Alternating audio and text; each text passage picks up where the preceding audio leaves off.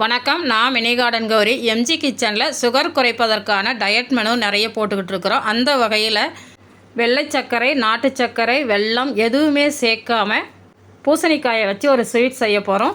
இந்த ஸ்வீட் பார்த்திங்கன்னா சுகர் இருக்கிறவங்கன்னு கிடையாது, குழந்தைங்கள்லேருந்து பெரியவங்க வரைக்கும் எல்லாருமே சாப்பிட்லாம். இதில் ஒரு காயும் நிறைய நட்ஸும் இருக்கிறதுனால சின்ன குழந்தைங்களுக்கு தினமுமே கொடுக்கலாம். இப்போ வாங்க இது எப்படி செய்கிறதுன்னு பார்க்கலாம்.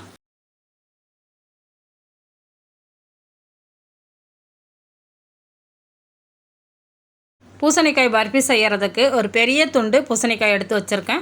இந்த பூசணிக்காயில் இருக்கிற தோல்லாம் எடுத்துகிட்டு சுத்தமாக கழுவிட்டு நம்ம துருவி எடுக்கணும். துருவுறதுக்கு பார்த்திங்கன்னா இந்த கேரட் துருவலில் சின்ன சின்ன இதுவாக இருக்குது, ஹோல்ஸ் இருக்குது பாருங்கள், இதில் துருவணும். நம்ம இது துருவறதுக்கு கொஞ்சம் டைம் எடுக்கும். நான் துருவிட்டு காமிக்கிறேன்.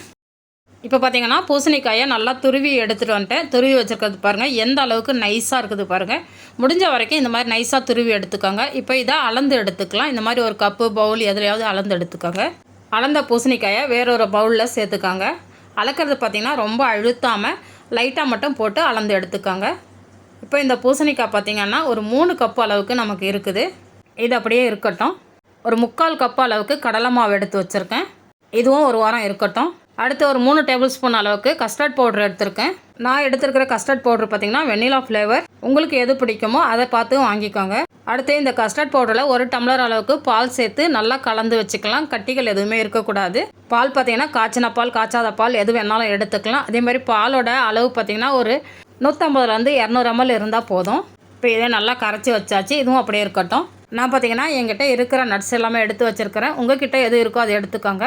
பிஸ்தா பருப்பு 2 டேபிள் ஸ்பூன் பொடிசாக கட் பண்ணி வச்சுருக்கிறேன். பாதாமும் 2 டேபிள் ஸ்பூன் அளவுக்கு பொடிசாக கட் பண்ணிவிட்டு அளந்து எடுத்துக்கோங்க. அதே மாதிரி முந்திரியும் 2 டேபிள் ஸ்பூன் அளவுக்கு பொடிசாக கட் பண்ணிவிட்டு அளந்து எடுத்துக்கோங்க. அடுத்து பேரிச்சம்பழம் எடுத்துருக்கிறேன். பேரிச்சம்பழம் நல்லா சாஃப்டாக இருக்கிற மாதிரி பார்த்து வாங்கிக்கோங்க. இதுவும் பார்த்திங்கன்னா எந்த அளவுக்கு பொடிசாக கட் பண்ண முடியுமோ அந்த அளவுக்கு பொடிசாக கட் பண்ணி எடுத்துக்கோங்க. இதுவும் ஒரு 3லேருந்து 4 டேபிள் ஸ்பூன் அளவுக்கு எடுத்துக்கோங்க. கூடவே கொஞ்சம் கருப்பு திராட்சையும் எடுத்து வச்சுருக்கேன். அடுத்து இந்த மாதிரி அகலமான ஒரு ட்ரேலையோ பாத்திரத்துலையோ இல்லை டிஃபன் பாக்ஸ்லேயோ நெய் தடவி ரெடியாக வச்சுக்கோங்க. நமக்கு பர்ஃபி ரெடியானோடனே இதில் போட்டு கட் பண்ணுறதுக்கு ஈஸியாக இருக்கும். இப்போ இதை நெய் தடவி வச்சிடலாம்.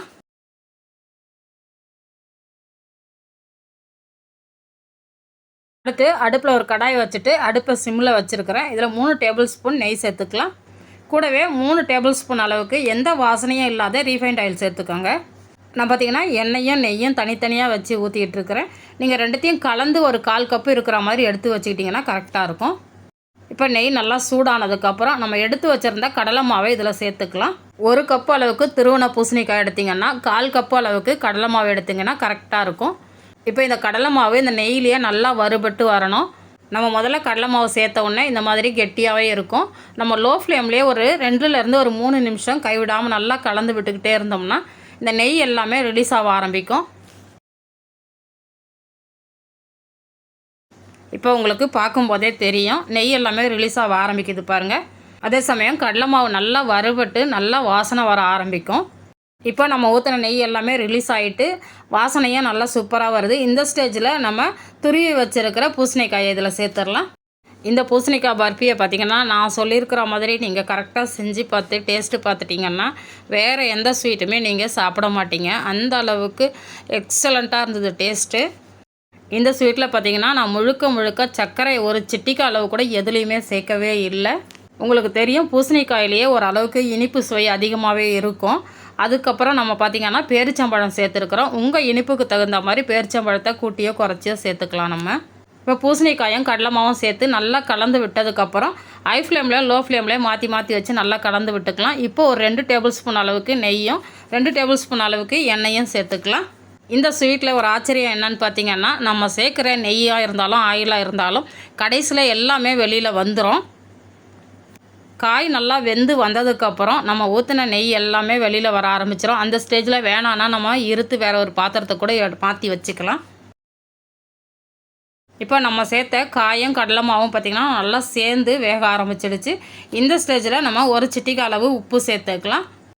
கூடவே நம்ம கரைச்சி வச்சுருக்கிற கஸ்டர்ட் பவுடரையும் சேர்த்துட்டு நல்லா கலந்து விட்டுடலாம். உங்கள்கிட்ட கஸ்டர்ட் பவுட்ரு இல்லைன்னா இதே அளவுக்கு 3 டேபிள் ஸ்பூன் அளவுக்கு கார்ன்ஃப்ளவர் மாவு சேர்த்துக்கோங்க. கூடவே கொஞ்சம் வெனிலா எசன்ஸ் சேர்த்திங்கன்னா கரெக்டாக இருக்கும். கஸ்டர்ட் பவுடரை நம்ம ஏற்கனவே பால் ஊற்றி கரைச்சி ரெடியாக வச்சுருந்தோம். மறுபடியும் ஒரு முறை கரைச்சிட்டு இதில் சேர்த்துக்கோங்க. இப்போ இதை லோ ஃப்ளேமில் வச்சுட்டு கைவிடாமல் நல்லா கலந்து விடணும். இல்லாட்டினா அங்கங்கே கட்டி கட்டியாக நின்றுடும். அதனால் நல்லா கலந்து விடுங்க. இப்போ கஸ்டர்ட் பவுடரும் நல்லா சேர்ந்து நல்லா வேக ஆரம்பிச்சிருக்குது. இந்த ஸ்டேஜில் 2 டீஸ்பூன் அளவுக்கு நெய்யும் 2 டீஸ்பூன் அளவுக்கு எண்ணெயும் ஊற்றிக்கலாம். கொஞ்சம் கம்மியாக ஊற்றினாலே போதும். இதுக்கப்புறம் அவ்வளோவா வேக ஆரம்பித்ததுக்கப்புறம் நமக்கு நெய்யும் எண்ணெயும் தேவைப்படாது. இந்த ஸ்டேஜுக்கு அப்புறம் அடுப்பை மீடியம் ஃப்ளேமில் வச்சுக்கிட்டு கைவிடாமல் நல்லா கலந்து விடணும். கலந்து விடுறது பார்த்திங்கன்னா ஒரு 10லேருந்து 15 நிமிஷம் நல்லா கலந்தால் தான் நமக்கு இது நல்லா சேர்ந்து வெந்து வரும். நம்ம ஸ்வீட்டுக்காக எதுவுமே சேர்க்கலை. அதனால் இது ஃபுல்லாகவே இந்த எண்ணெயில் நெய்யில் தான் நமக்கு வெந்து வரணும். இப்போ பார்த்திங்கன்னா ஒரு 5 நிமிஷம் நல்லா வெந்ததுக்கப்புறம் உங்களுக்கு காமிக்கிறேன் பாருங்கள். எண்ணெய் எல்லாமே நல்லா பிரிஞ்சு வர ஆரம்பிச்சிருக்குது பாருங்கள். இன்னும் கூட ஒரு 2-3 நிமிஷம் நம்ம நல்லா கலந்து விடணும். இப்போ பார்த்திங்கன்னா ஓரளவுக்கு நல்லாவே எண்ணெய் பிரிஞ்சு கடாயில் ஒட்டாமல் நல்லா சுருண்டு வருது பாருங்கள். நம்ம கலந்து விட்டோம்னா இந்த மாதிரி நல்லா சுருண்டு வரணும். இன்னொரு 5 நிமிஷம் நல்லா கலந்து விட்டதுக்கப்புறம் கடைசி ஸ்டேஜ் உங்களுக்கு காமிக்கிறேன் பாருங்கள். இப்போ ஒரு 5 நிமிஷம் ஆகிடுச்சு. நெய் நல்லா பிரிஞ்சு வர ஆரம்பிச்சிருக்குது பாருங்கள். இந்த மாதிரி நல்லா நுரைச்சிக்கிட்டு பிரிஞ்சு வரணும். இந்த மாதிரி நெய் நல்லா பிரிஞ்சு வந்ததுக்கப்புறம் ஒரு பிளேட்டில் கொஞ்சமாக இந்த பர்ஃபியை எடுத்து போட்டுட்டு ஒரு ஸ்பூன் வச்சு நல்லா சமன்படுத்திட்டு ஒரு 2 நிமிஷம் ஆற விடுங்க. ஆற விட்டுட்டு ஒரு கத்தியை வச்சு நீங்கள் கட் பண்ணி பார்த்தீங்கன்னா ஒரு துண்டு துண்டாக கட் பண்ணுறதுக்கு வரணும் அது. இப்போ இந்த மாதிரி ஸ்பூன் வச்சு தடவி விட்டுட்டு ஒரு 2 நிமிஷம் ஆறுனதுக்கப்புறம் கட் பண்ணி காமிக்கிறேன் பாருங்கள். இப்போ நல்லா ஆறிடுச்சு. நான் துண்டாக கட் பண்ணும்போது வீடியோ ஆஃபில் இருந்தது, நான் கவனிக்கலை. அதனால் மறுபடியும் கொஞ்சம் இந்த பீஸையே திரும்பவும் கட் பண்ணி காமிக்கிறேன் பாருங்கள். நீங்கள் கத்தியை வச்சு கட் பண்ணிங்கன்னா இந்த மாதிரி துண்டு துண்டாக கட் ஆகணும். இதுதான் கரெக்டான பதம். இப்போ நம்மளோட பர்ஃபி பார்த்திங்கன்னா சரியான பதத்தில் வெந்து சூப்பராக வந்திருக்குன்னு அர்த்தம். இந்த மாதிரி கட் பண்ணிவிட்டு நீங்கள் செக் பண்ணிவிட்டு அதுக்கப்புறம் தான் நம்ம நட்ஸ் எல்லாமே சேர்க்கணும்.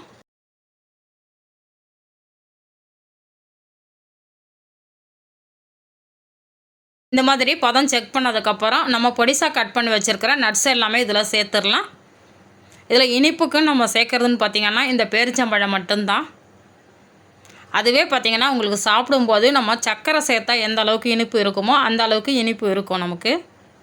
இப்போ இதை பார்த்திங்கன்னா ஒரு கரண்டியை வச்சு நீங்கள் கலந்து விட்டிங்கன்னா நல்லா கலக்க வராது, நமக்கு முன்னையும் பின்னையும் போகும். அதனால் 2 கரண்டியை வச்சு இந்த மாதிரி சப்போர்ட்டுக்கு ஒரு கரண்டியை வச்சுக்கிட்டு நல்லா கலந்து விடணும். இது பதம் பார்த்திங்கன்னா நல்லா திரண்டு சப்பாத்தி மாவு மாதிரி நல்லா அழகாக கெட்டியாக வரும்.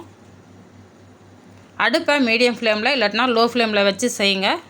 இப்போ நம்மளோட பூசணிக்காய் பர்ஃபி சூப்பராக ரெடி ஆகிடுச்சு. நம்ம ஏற்கனவே நெய் தடவி வச்சுருக்கிற ட்ரேயில் இதை மாற்றிடலாம். ஸ்டவ் ஆஃப் பண்ணிவிட்டு பர்ஃபி உங்களுக்கு பார்க்கும்போது எவ்வளோ சூப்பராக கலர்ஃபுல்லாக இருக்கோ அதே மாதிரி சாப்பிடும்போது டேஸ்ட்டு ரொம்ப அட்டகாசமாக இருக்கும். கட்டாயம் ட்ரை பண்ணி பாருங்கள். இப்போ ட்ரேக்கு மாற்றினதுக்கப்புறம் உங்களுக்கு எந்த அளவுக்கு திக்னஸ் வேணுமோ அதுக்கு தகுந்த மாதிரி நல்லா சமன்படுத்தி விட்டுட்டு இந்த மாதிரி ஒரு கரண்டியை வச்சு நல்லா தேய்ச்சி விட்டுட்டு நல்லா ஆறட்டும். ஆறினதுக்கப்புறம் பார்க்கலாம். இப்போ நம்மளோட பூசணிக்காய் பர்ஃபி பார்த்திங்கன்னா நல்லா சூப்பராகவே ஆறி வந்துடுச்சு. நெய்யும் பாருங்கள் கீழே கொஞ்சம் வழிஞ்சு வந்திருக்குது பாருங்கள்.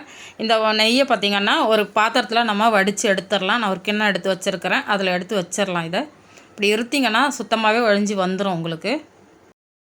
இப்போ பார்த்திங்கன்னா பீஸ் போடுறதுக்கு இந்த ட்ரேலியே வச்சிங்கன்னா வராது, போடுறதுக்கு நட்ஸ் எல்லாம் இருக்கிறதுனால கத்தியில் கட் ஆகாது. அதனால் இந்த மாதிரி தட்டு வச்சு இந்த மாதிரி திருப்புனிங்கன்னா சூப்பராக வந்துடும். இப்போ ஒரு கத்தியை வச்சு நம்ம கட் பண்ணி எடுத்துக்கலாம். நட்ஸு நிறைய இருக்கிறதுனால ஒரு பீஸ் போடுறது கொஞ்சம் கஷ்டமாக இருக்கும், வேறு ஒன்றும் இல்லை. நான் பார்த்திங்கன்னா பீஸ் போடுறது கொஞ்சம் பெரிய கத்தியாகவே எடுத்துருக்கிறேன். இதை வச்சு நமக்கு எந்த ஷேப்பில் வேணுமோ அதுக்கு தகுந்த மாதிரி நம்ம பீஸ் போட்டுக்கலாம். நான் பார்த்திங்கன்னா ஸ்கொயர் ஷேப்பில் தான் போட போகிறேன் இன்றைக்கி. கொஞ்சம் அழுத்துனிங்கன்னா நட்ஸோடு சேர்ந்து கட்டாயி சூப்பராக கட் பண்ணுறதுக்கு வந்துடும். இந்த ஸ்வீட் குழந்தைங்களுக்கு நீங்கள் செஞ்சு ஃப்ரிட்ஜில் வச்சுட்டிங்கன்னா ஒரு 15-20 நாள் வரைக்கும் வச்சு கொடுக்கலாம். டெய்லி ஒரு பீஸ் கொடுக்கலாம். ஹெல்தியான ஸ்வீட்டும் கூட. இப்போ ஒரு பீஸ் எடுத்து உங்களுக்கு புட்டு காமிக்கிறேன் பாருங்கள். எந்த அளவுக்கு சாஃப்டாக இருக்குது பாருங்கள். நாக்கில் வச்ச உடனே கரைஞ்சி போயிடும். டேஸ்ட்டும் நாக்கில் ஒட்டிக்கும். இன்றைக்கி பார்த்திங்கன்னா சர்க்கரை, வெல்லம், நாட்டு சர்க்கரை எதுவுமே இல்லாமல் பூசணிக்காயை வச்சு ஒரு பர்ஃபி செஞ்சு காமிச்சிருக்கிறேன். இந்த வீடியோ பிடிச்சிருந்தால் நம்ம சேனலை சப்ஸ்கிரைப் பண்ணி வச்சுக்கோங்க. நான் சுவைக்கட்டும், ஆரோக்கியம் பெருகட்டும். நன்றி.